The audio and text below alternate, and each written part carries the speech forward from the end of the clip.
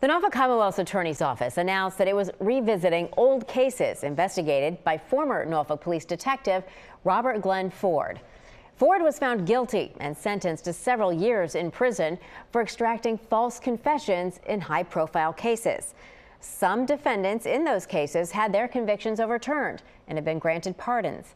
The FBI investigates public corruption cases like this often and relies on tips from the public to hold the powerful accountable. 10 on your side's Amy Avery joins us now with some red flags that you can look out for. Amy?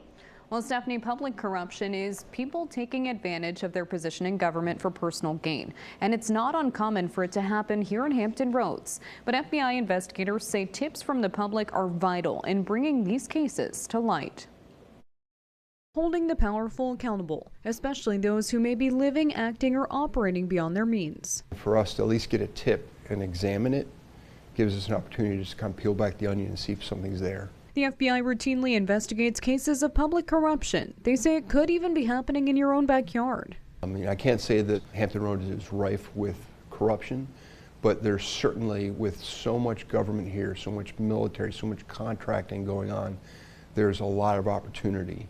Norfolk FBI Special Agent in Charge Brian Dugan says cases involving public corruption are among their top priorities. One recent case you may remember involves former Norfolk Police Detective Robert Glenn Ford. He served time for extracting false confessions in high-profile investigations, including the case against the Norfolk Four. He also took bribes from criminal defendants while working as a homicide investigator. Another notable corruption case here in Hampton Roads is the case involving former Sheriff Robert McCabe. We got kickbacks and bribes from suppliers that should have been providing services to the jail.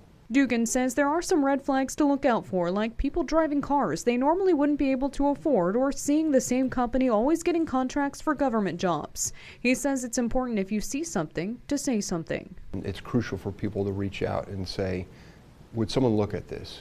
And again, this is one of our top priorities in our criminal program. We definitely take a look at it. Now, FBI Norfolk has a toll-free tip line. That number is 1-844-FIGHT-PC, or tips can also be submitted online at tips.fbi.gov.